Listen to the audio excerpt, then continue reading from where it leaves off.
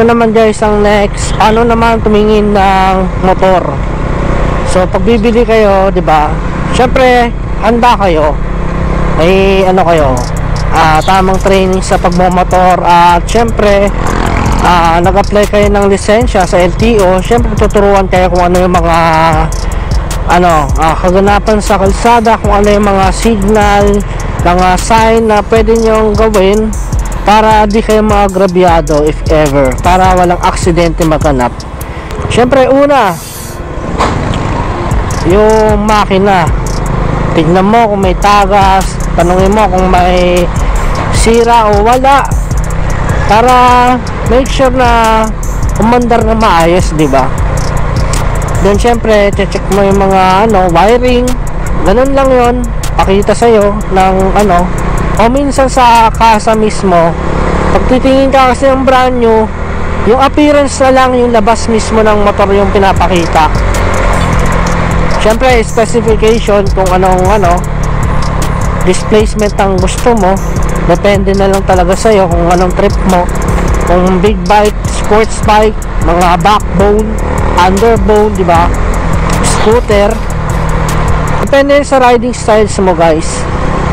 Isa na yung appearance sa good looking na motor at mabilis. Syempre depende rin sa budget mo yan guys, pag titingin ka. At syempre pag bibili ka rin ng motor, insurance kailangan mo, para pag once na na-aksidente ka, may ka sa motor mo. Mahirap kasi pag wala kang insurance, minsan di ka sagot talaga ng ng pinagbilang mo ng motor, diba? Pero pwede ka naman mag-apply ng insurance sa sa LTO. Meron naman doon, diba, mga accredited. Maintenance ng motor, dapat alam mo kung kailan pwede palitan yung langis. Syempre mga air filter at kung ano pa. May oil filter, depende sa iba na motor. Ito kasing RS ko, walang oil filter kagaya ng dati kong motor na Raider J115 Fi. So yun nga pala, ipagkukumpara ko yung dating kong motor ko sa Raider J115 Fi sa Honda RS 125 Fi. Ito yung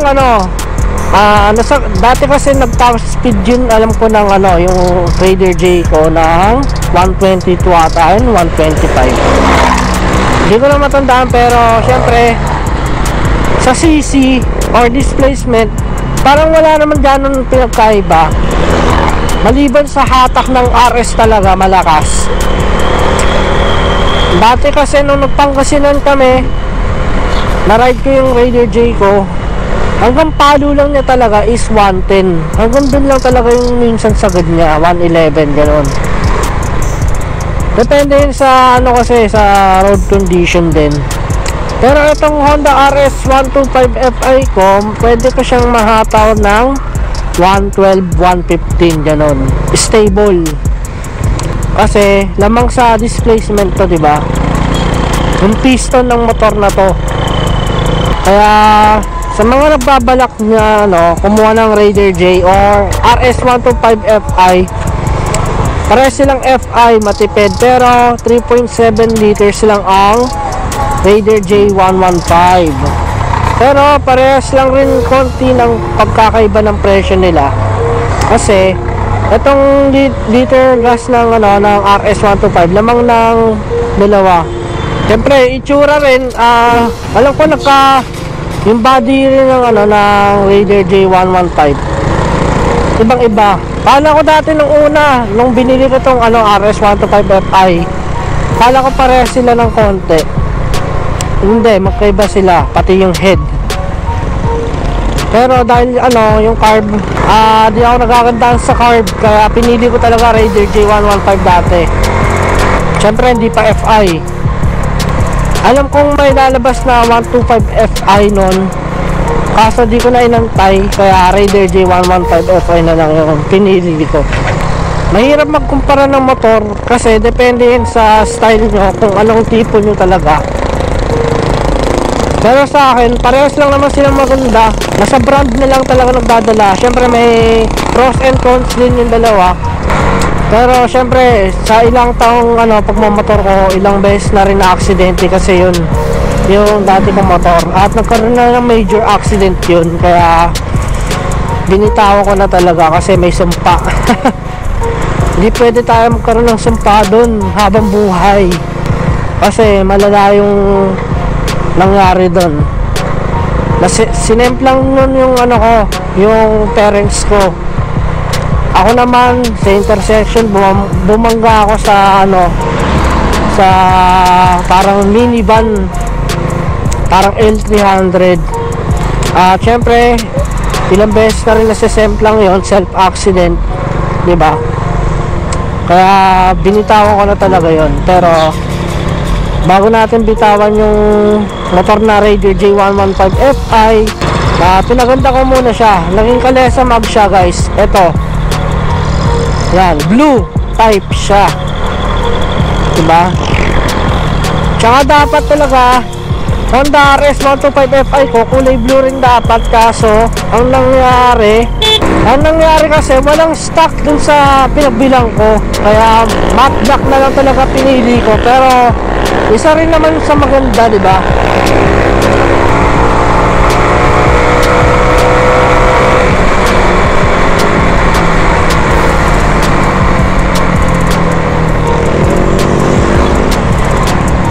Which is okay rin naman ng matte black, guys. Depende talaga sa color theme ng nyo.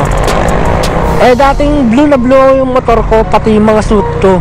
Ngayon, na lang, nagpalit tayo ng black red theme na then yun nga, kinagisnan ko na yung kulay na pula, kaya parang match naman sa ko, personality. Pero blue talaga yung pinaka gusto kong kulay. If ever nabibili rin naman kasi ako ng motor, mag-stay na lang ako sa sa red na na team color. So sa RS125 Fi, marami na tayong naging subscriber, kaya shoutout po sa inyo. Maraming salamat sa suporta nyo, guys.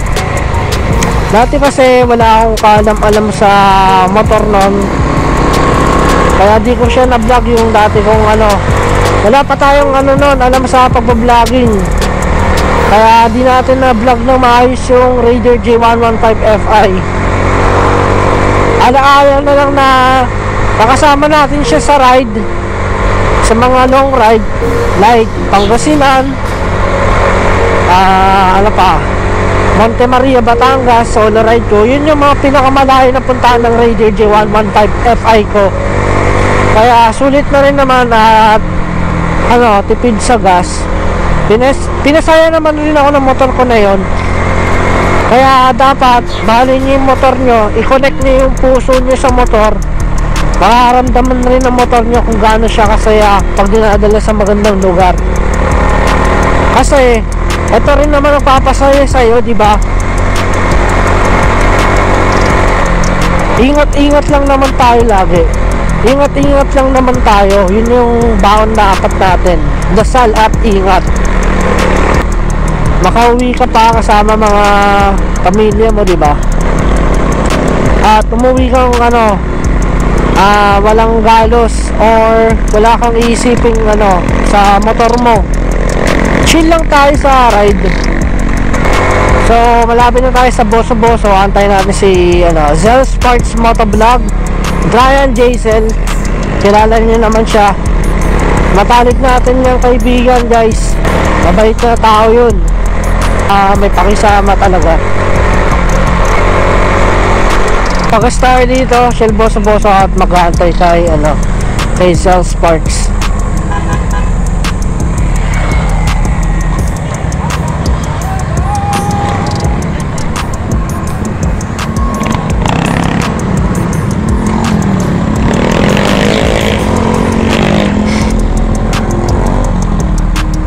Ang dami ng ride, sana all, di ba?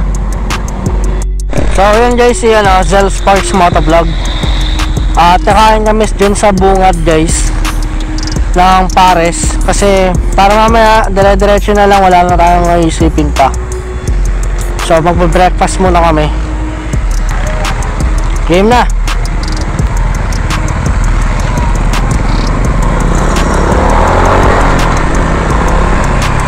Ano, dyan na lang tayo kain? Ha? Dyan na lang tayo? Di ba pares?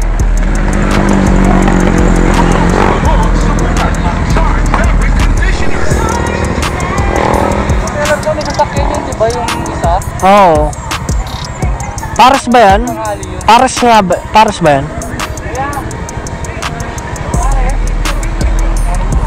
Eh. So dito muna kami kain sa bungad. Masarap sana yung isa eh. Oo nga eh. Sumulo. Wisit eh. So yan guys, bale paakit na kami ng Sierra. Kumain na kami saglit ng pares. Siyempre kasama natin si Zel Sparks Motovlog at ang kanya Motorstar Explorer. So ready na guys, let's go!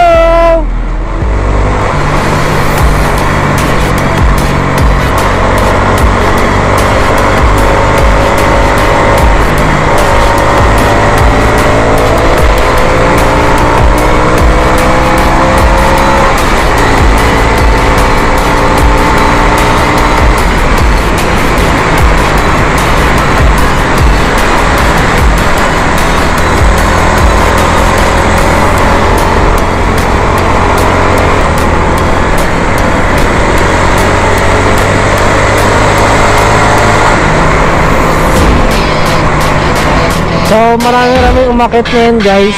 Kanina pa lang sa Shell po sa Boso no. So mamimitik muna tayo sa Manukan guys.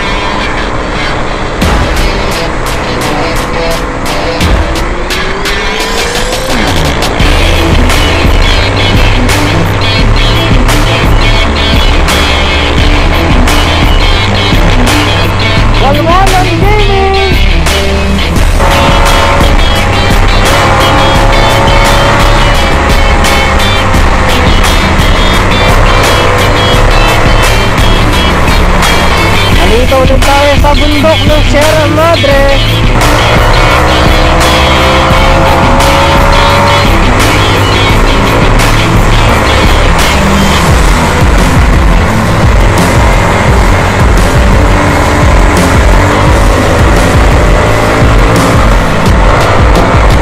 Ngayon ko lang sineryoso itong bagong banking ulit.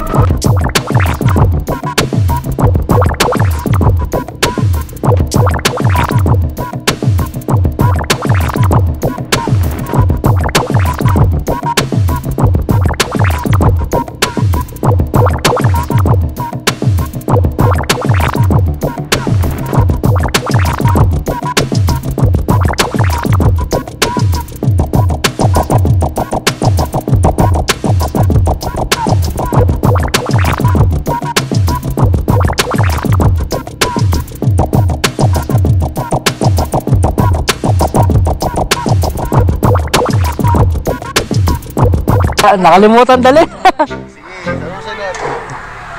Tara, doon tayo. Doon, na yung ano nyo.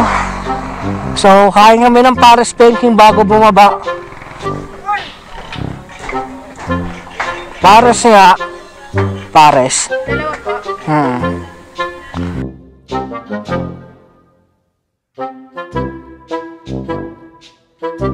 So, yun guys. Nagpa-picture tayo kay Kuya Pares Banking. Kay Kuya Basticol. So, kumain kami na nun yung ano niya.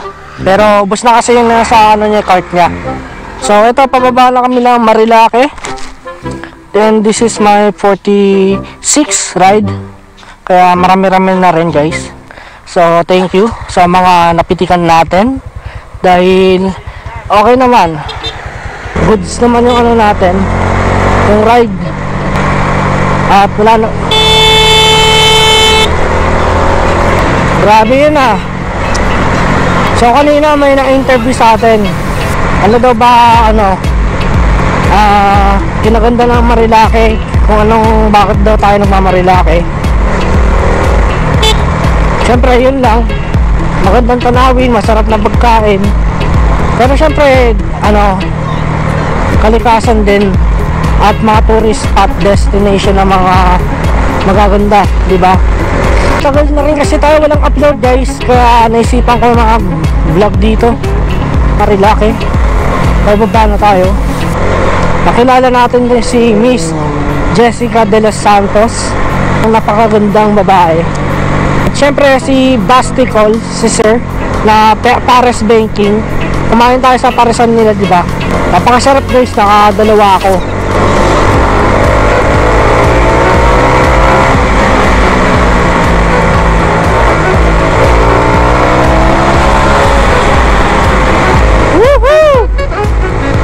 Ngayon ko lang sineryoso bumaking guys, kasi nakakamiss rin kahit pa paano maging kamote dito sa Sierra. Pero syempre hindi tayo nakakadamay ng never tayo nagkaroon ng insidente, ng aksidente or kung ano-ano pa. Maingat naman tayo dito sa Sierra kasi alam naman natin yung galawan ng mga riders. Tignan natin kung matatap speed natin si Rev Skyline X.